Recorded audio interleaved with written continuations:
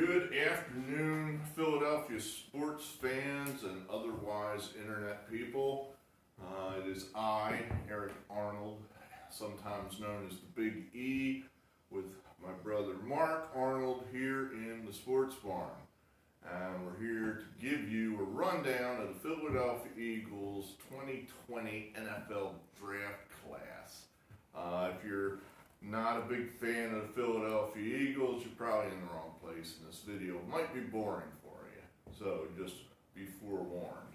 But if you bleed all things Philadelphia, then you probably want to stick around and hear what we think of this wonderful draft class that Howie Roseman has put together for us.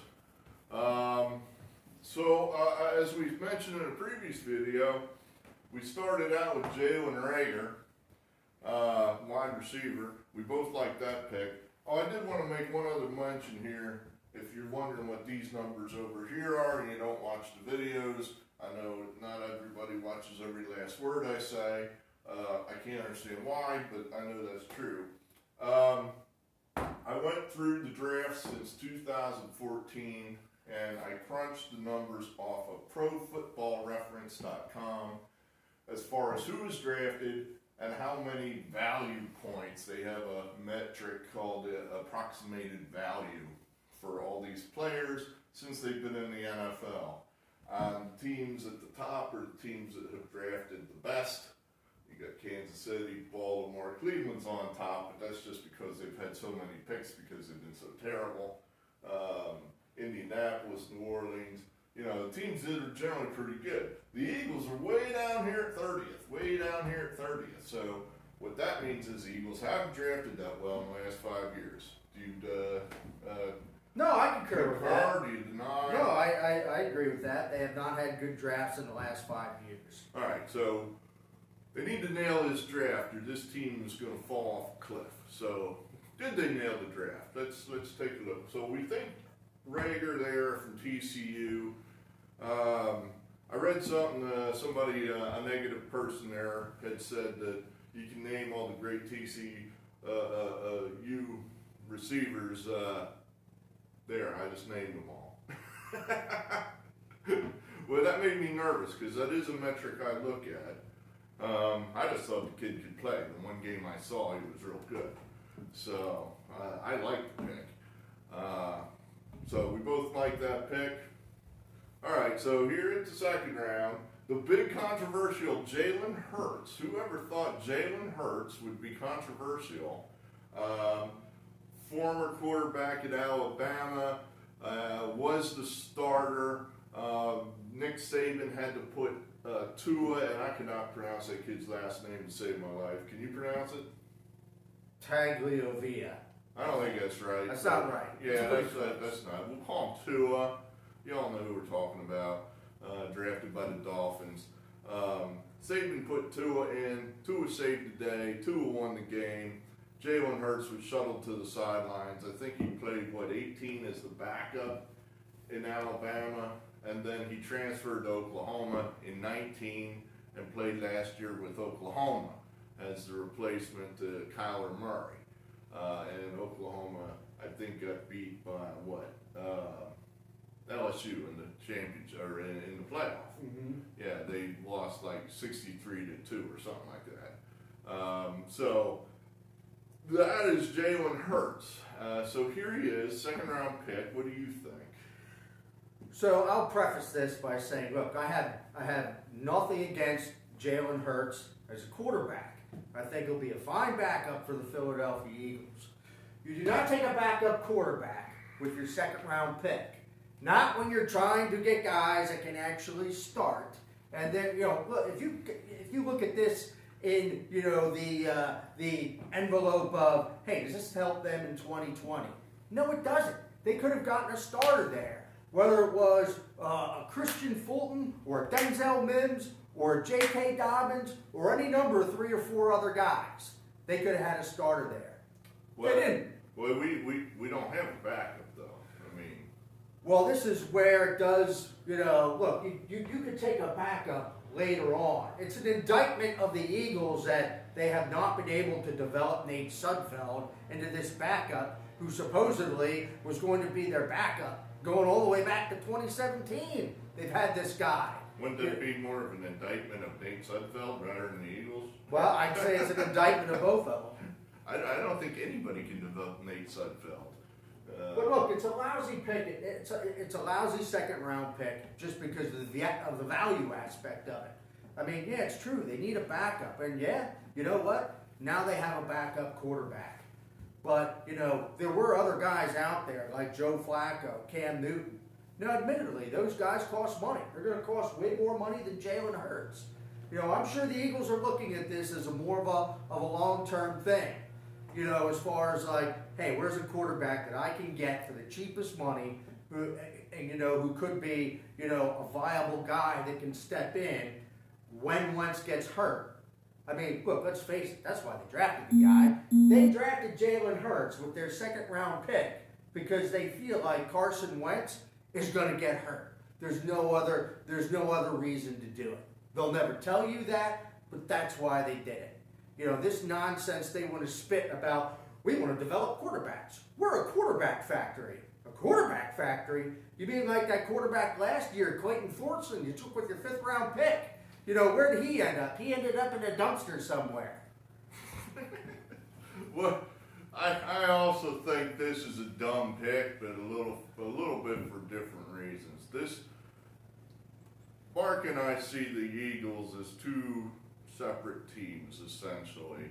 The key player on this team's quarterback, Carson Wentz. Right. The whole thing revolves around that guy. Yep. Mark thinks this guy is a superstar. He is. He proved it last year. I think he's basically Andy Dalton. He's just a pretty good guy that they're paying a shitload of money. They do. I mean, they're starting to. They don't. They think he's going to get hurt. Starting to. Otherwise, they wouldn't have made that pick. My issue with what they did here is, look, if you don't think that Wentz can play, and he can't, then trade him. Trade him now. Now. Don't wait 2 years while we suffer through 2-3 more years of mediocre quarterbacks. See, I don't think that, though. I don't think that they don't think that Wentz can play. I mean, I believe them when they say, look, this has nothing to do with Wentz's ability. That part I believe. They believe, hey, he's going to get hurt. We need a guy that's not, you know, Josh McCown that can step in and get the job done in the long term. Well, that works for my argument, too. If he's going to get hurt, trade him. Trade him. Right now, his trade value is still high.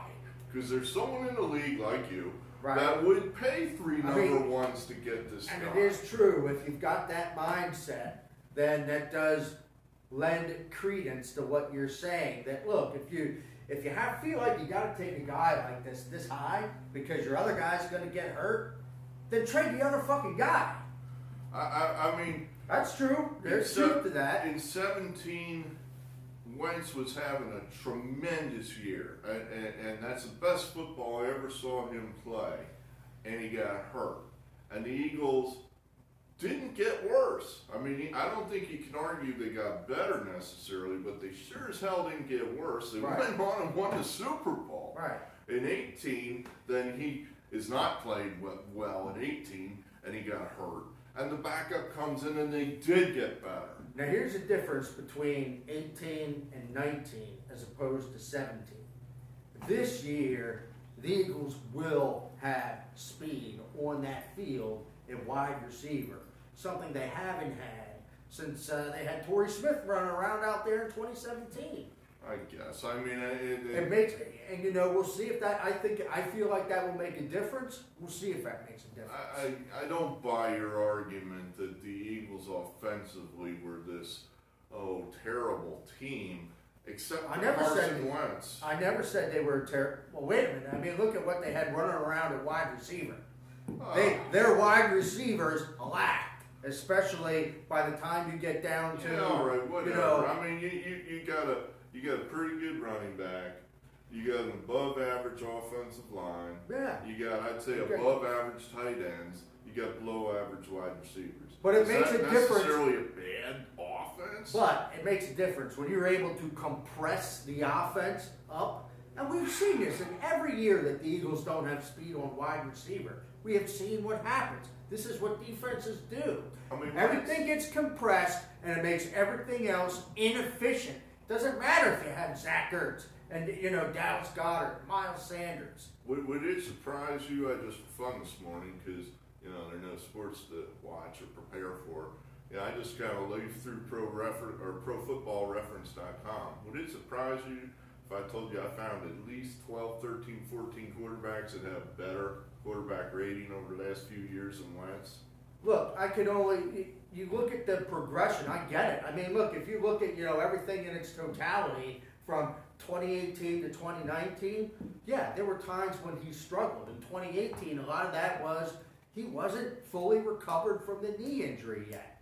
I mean, that's just fact. It takes 24 months to physiologically recover from an ACL. Take it from a physical therapist, that's fact. Well, that wouldn't have happened until, this past year, in December. By 18 to 24 months, you're in good shape. So he's healthy by the beginning of last year. Just so you know, Mark is a garbage collector, not a physical therapist. All right, he is actually a physical therapist. What was I going to say? I think we both think it's a crummy pick just for different reasons. My reasoning is just trade the guy. You could have traded him before the draft, got 3 number ones, and then gone ahead and drafted whoever the hell you wanted to be your starting quarterback, or gone out and gotten Cam Newton or whoever. My reason is you could have got a starter there. You could have gotten a starter there. The Ravens took my guy, the guy I talked about in the previous video, J.K. Dobbins, who I think is going to be an all-pro running back, and they couldn't believe it. They were like, holy shit, I guess we have a running back, but we kind of need to do this. So, we're not happy with what went on.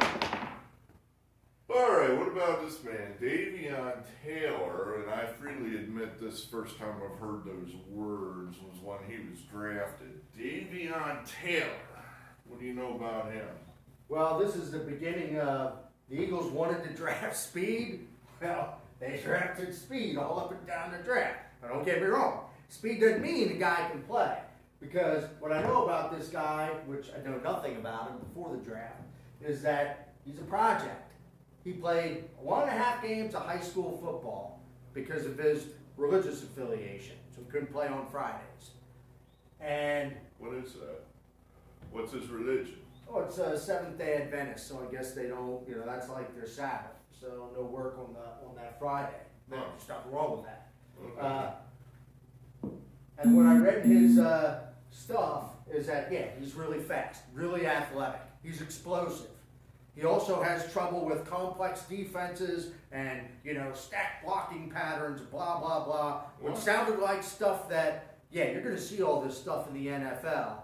So, does the NFL run complex schemes and blocking patterns? So the Eagles definitely have a project on their hands. We do have Washington in our division. So. I mean, look, the hope is that they give this guy time. I mean, if you're going to draft a project with your 3rd round pick, then you got to give him time. I mean, that's a guy that needs to be on this roster for 3 years. He has to be. Oh man, we got guys like that. Look, I didn't draft the guy. I'm just telling you what I read. I got what the hell's the guy's name? J.J. Whiteside Ortega. He's not even supposed to be a project. That guy's supposed to be able to play. He better be able to do something this year. J.J. Ortega Whiteside. I guess. We drafted 10 zillion receivers here. I guess all with the thinking that the guy we picked in the 2nd round last year absolutely can't play. So the Eagles have seemed indecisive about a lot of things, like whether or not their franchise quarterback can play or not. It seemed like they've come down pretty hard that Whiteside can't play. But at any rate, Taylor, I saw that he had clocked 40 time. That was one of the fastest linebackers in the draft. I think the thinking is that with the Eagles' defensive line occupying the offensive line of the other team, that no one's going to get to the 2nd level on the Eagles. Therefore, all this fast guys got to do is just run around back there and run to the ball carrier. probably partially. I mean, I'm sure that's partially. They want guys that can pursue and run guys down. So that would be helpful if he can do it. Right. Now, if he's out there, his head's spinning because he doesn't know what his job is and he can't figure it out, well, that doesn't help us. You need a guy that's got good football instincts. If you don't have that, all you got is a track guy out there. That's not going to help us. This guy won't be on the field till next year. I mean, that's 21? Is that what you're saying? 21? This guy won't be on the field until 21. Oh, wow. So, look, and that's what I think a lot of this draft, it's about 2021. It's not a... What? Do you agree with that? Well, I mean, look, no, I don't necessarily agree. Look, I just want them to take guys that can play. Part of that. Eagles look, 9-7. Part of that. Let me put my point out there. Part of that is not that I think, the Eagles took this guy, but we don't think he can play till 2021. I don't think they'll have the guts or the balls to put some of these guys out there until 2021. That's all I'm saying. I would, if I'm drafting, I'm playing young guys, but that's just me. Well, I think that's an indictment then already of the draft in that, I could be totally wrong. I don't know. The Eagles right now have one linebacker, I think, on the roster. Am I wrong on that? Nate Gary, T.J. Edwards, those are your two top starters. All right, I don't know who T.J. Edwards is. Well, he was out there last year, and T.J. Edwards, he's okay. He's okay. Nate Gary is okay. I mean, that's their linebacker core. It's okay. The only linebacker I remember was the guy that kicked. Grugier Hill. Well, he's not there anymore. He saved the day that game down in Dallas by kicking. And I thought to myself, that's what I want. I want a guy that does whatever it takes to win the game. And, now he's not here anymore. Well, we'll just have to see how it goes. All right, this guy I thought was somewhat intriguing. Kayvon Wallace, if for no other reason. Brian Dawkins was also a safety out of Clemson. And Brian Dawkins has given his seal of approval on this player because he knows this kid. Well, and Brian Dawkins just doesn't throw his seal of approvals around. Well, in fairness, I gave my seal of approval to Kirk Coleman because he went to Ohio State. And I've heard this guy talk, and I think this is a real good pick. And to me, this is a guy that's going to help them this year. He's going to be on the field by the middle of the year making plays for them. Yeah, I believe that. It's possible. I in a previous video, I had extolled the virtues of Antoine Winfield Jr. This told me that I was correct in my theory that the Eagles do need a safety. They drafted a safety. They just went down further than Winfield to get him. Size-wise, this guy's the same size as Winfield. So, sure, why not? I mean, you're a safety on a great team like Clemson. Maybe you can play. Maybe you can play. I mean, the bar's pretty low in the Eagles' defensive backfield, so that kid should be able to get on the field. Kayvon Wallace. Let's hope we hear that name. Let's hope. Which of these names do you picture Merrill Reese saying? That he says it a lot, and not in the context of Jack Driscoll just jumped off sides for the third time this game. Well, I still think Jalen Reagor is going to be the name he says the most. Jalen Reagor. Yeah. So. Okay. What about the rest of this? Any hope here, 5 through 7? Any players down there? Well, look, with the wide receivers, they just went pure speed. I mean, these are literally some of the fastest guys in college football. But, there's a reason that they're available down at 5 and 6. Now, just to be clear, these fastest guys in college football are not as fast as the guys that have already come off the board. None of these guys ran 40 times faster than, say, Henry Ruggs, Isaiah Simmons, who's a linebacker. Well, actually, I think Kes Watkins, he did have the second fastest 40 time for a wide receiver. Oh, did he? Yeah, I'm pretty sure. All right. I mean, both of these guys, they're flyers. But again, there's a reason that a guy like Kes Watkins is available at 6. So, well, that's where you just hope that they utilize him somehow. This guy, Hightower, I found nothing to recommend him. I looked up his bio on collegefootballreference.com. But then I looked up Watkins, and he caught a lot of passes. You know, he had production. Now, granted, he's, you know, in the Conference USA, so he's playing not necessarily great competition compared to, say, you know, Big Ten SEC. But it wasn't, you know, he's still against good Conference USA teams. This guy was getting, you know, 100 yards receiving, 5-6 catches. So there was something there, it seems like, this Watkins kid. My hope would be that at least one of these guys is able to make the squad and give them some kind of production down the road, if not this year, next year, something like that. I mean, this guy, I don't know the first thing about it other than it's a bust. I mean, Sean Bradley from Philadelphia, he'll never overcome the name, the biggest bust in Philadelphia draft history. And Now, here he is again. Now, all jokes aside, you know, his coach at Temple really talked him up. And, he needs to change his name. He's never going to get out from under that name. That name is Black Cloud in Philadelphia. And he was considered a real leader on that Temple football team. So we'll see if we can at least add something to that linebacker core. We'll see. I hope you make it, kid. God knows we need the help. What about this? You said this guy was hurt or something. Yeah, this guy actually slipped in the draft because Prince Tega Wanogo. I guess what? This guy hurt his knee. He says knee is now 90 to 95% healthy. But he was slated to go like somewhere between the second and the fourth round. Now he plays offensive tackle. So that will give them some tackle depth. That they really. How much more tackle depth do we need? Oh my God, we're not that deep right now. Well, we've got Big V. Have we given up on Big V? Big V's gone. Oh, he is? Big V's gone. Yeah, Vitai's gone. He left. All right. Why did he leave? Well, we let him go because Vitai's Vitai.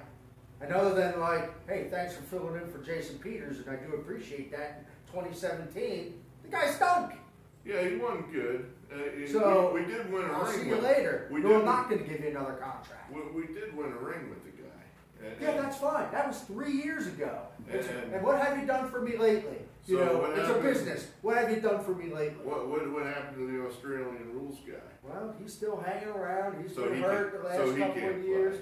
Like I said, they need tackle depth. Were we able? Here's, I guess, the larger point I'm coming to. Were we able to pin down this rumor that the Eagles were offering starter Andre Dillard as trade bait? As far as the trade bait, I don't think that rumor was ever totally locked down. However, it is pretty common knowledge now, from a lot of the inside talking heads, that look, the Eagles they're not happy with Andre Dillard's attitude. Okay, so just to catch you up, was it last year or 2 years ago? They drafted him last year. Last year's first round pick, offensive tackle out of Washington State, heir apparent to Jason Peters at the left tackle, Andre Dillard. He sat the bench behind Peters. He played some because, of course, Peters is a million years old and he got hurt. So Dillard had to fill in. He was very mediocre. And now apparently he has a bad attitude. Well, what they don't like is they don't feel like he's doing everything he can do to be the player he can be. And they're trying to push him to that level. And that's where, some of the consternation about Andre Dillard comes in. I'm starting to feel like less confident about Jalen Reagor, because I said this is the guy the Eagles should draft, and then they went ahead and drafted him. That makes me think, my God, these guys don't know what they're doing. So I must be wrong about Reagor. Jesus, I mean, have we gotten a pick right in the last 5 years? Well, I mean, yeah, they've gotten some picks right, but look, you hope this draft class overall is one where these speedy, athletic guys, then it turns out that, wow, you know what, these guys can play football too.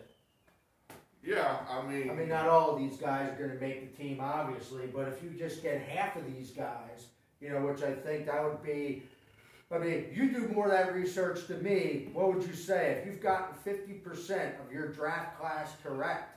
That's a successful draft. Yeah, that's correct. I mean, if you get half the class are starters, then absolutely that's a successful draft. Well, that'd be even that would be an above average, class, I would think.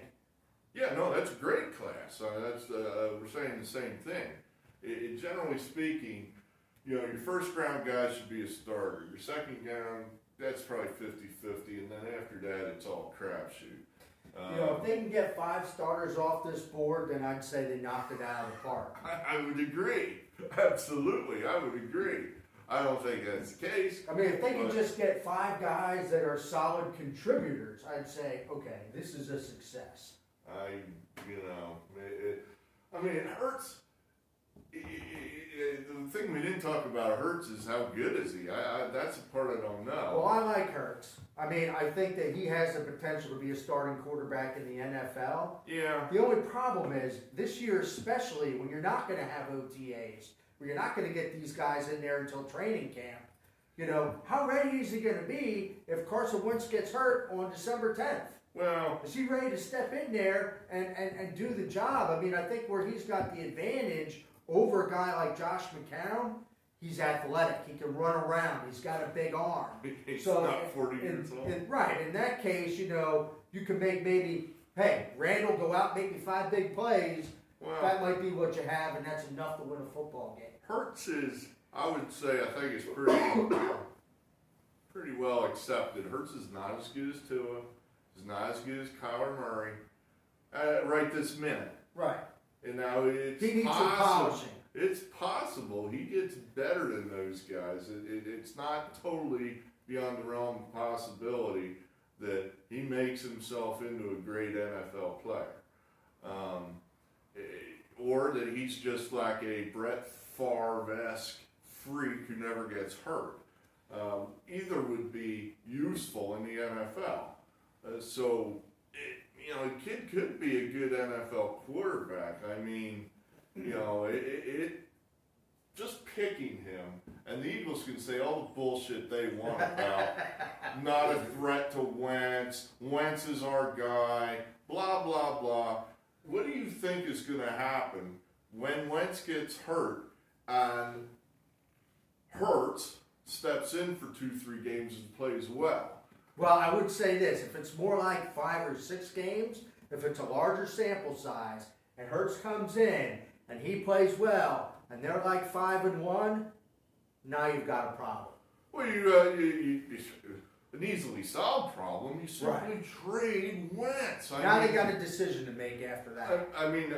Unless for some reason, you won games, but you don't think Hurts was the reason why you won the games, and you don't think he can play.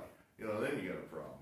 But if you think your quarterback's giving you good backup play, equivalent to the starter, then you simply keep Hurts and trade Wentz for whatever we can get for him. That's my problem. Why this isn't being done now. His value just keeps dropping. It just keeps dropping. Well, it would. The more he gets hurt, the more his value would drop. All right, what else is there? That's the draft. We've gone through it top to bottom. We've been talking about it's about a half hour almost. A half hour. Chuck tuned out a long time ago. That's all right. All right, well, I'll make some more videos. I haven't yet decided on the topic since I think we're still quite a ways away from sports. We'll see. Feel free to leave comments. Feel free to hit that like button. That's free. It doesn't hurt you. It doesn't shock you. A new subscriber in South Carolina, Mr. Raider fan. It doesn't shock you. You don't get like a joy buzzer. So you can go hit the like button, hit the dislike button. I just delete those. Can you? I don't even make that up. Can you delete the dislikes? No. Oh, he says no. So don't hit the dislike button just to see what happens. Don't do that. We have like 2 more subscribers. I say it's Doug Peterson and Howie Roseman. That could be. It's Jalen Hurts. Jalen Hurts, yeah. But I know who it's not. It's not Carson Wentz. So, all right. Well, thanks a lot for being here, and we'll see you again.